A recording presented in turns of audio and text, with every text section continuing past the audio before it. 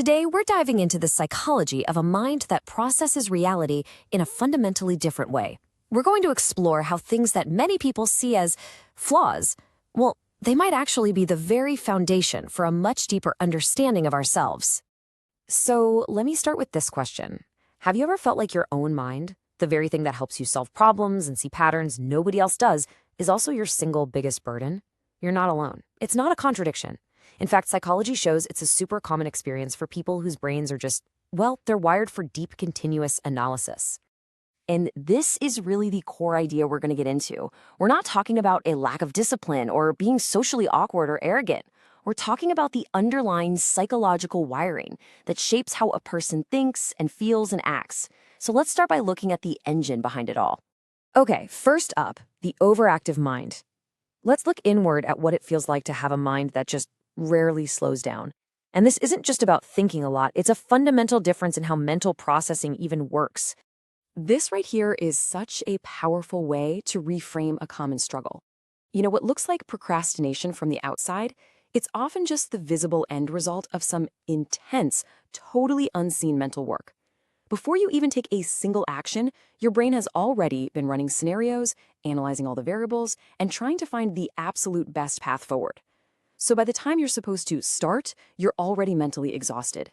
So there's actually a term for this. It's called cognitive depth. And all it means is that your brain is basically built for continuous, nonstop analysis. It's automatically processing information, looking for connections, exploring possibilities, even when you'd really, really rather it just be quiet for a minute. Now, this isn't necessarily anxiety, it's just the mind's baseline state. The problem is, a motor that's always running, it's going to get worn out.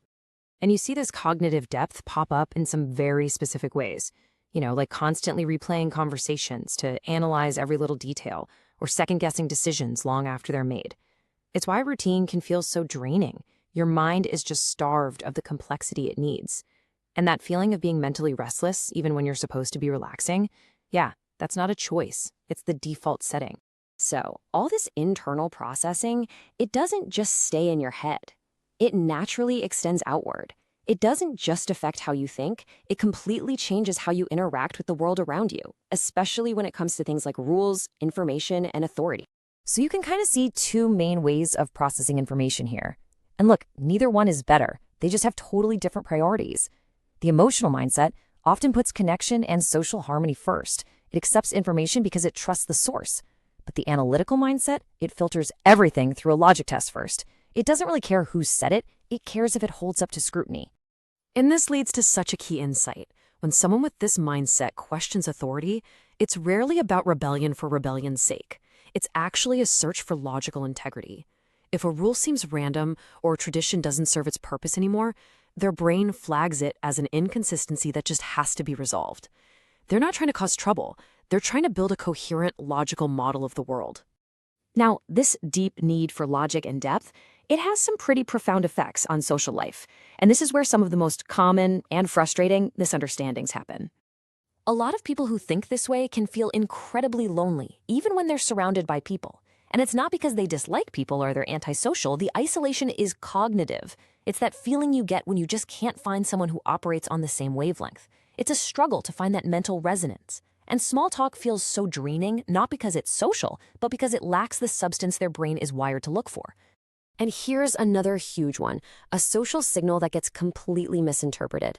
You know, seeing someone laugh during a serious or tense moment, it can feel really jarring or even inappropriate.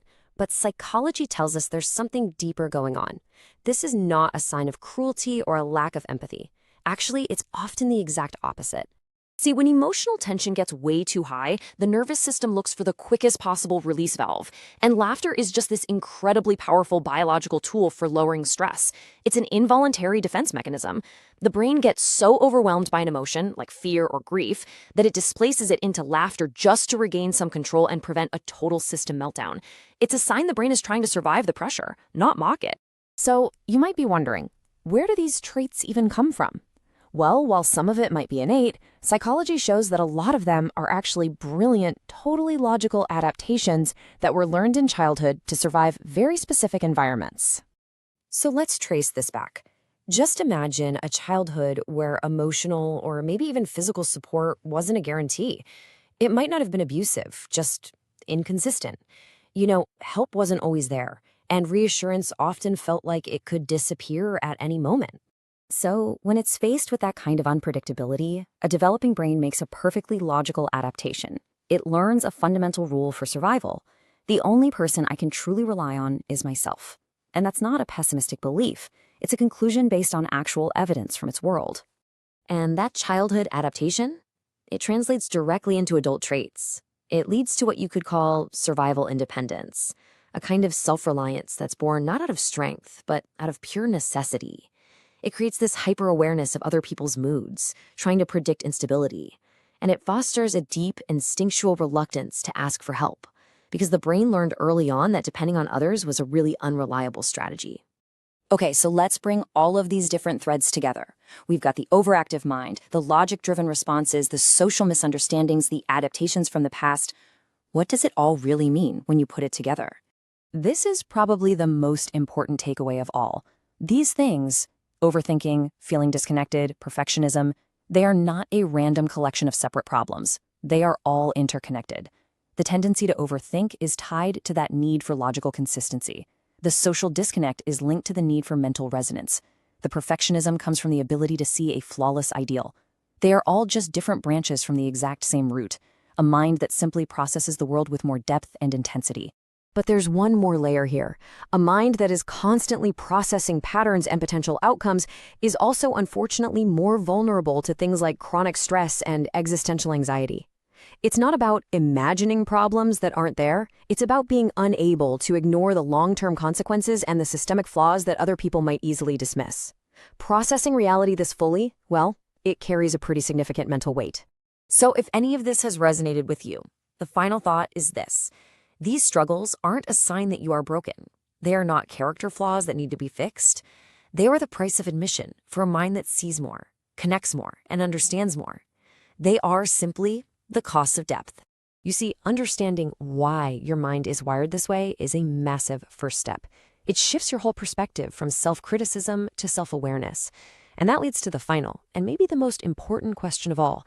Now that you know why you operate this way, the real challenge becomes learning how to work with your mind instead of constantly fighting against it.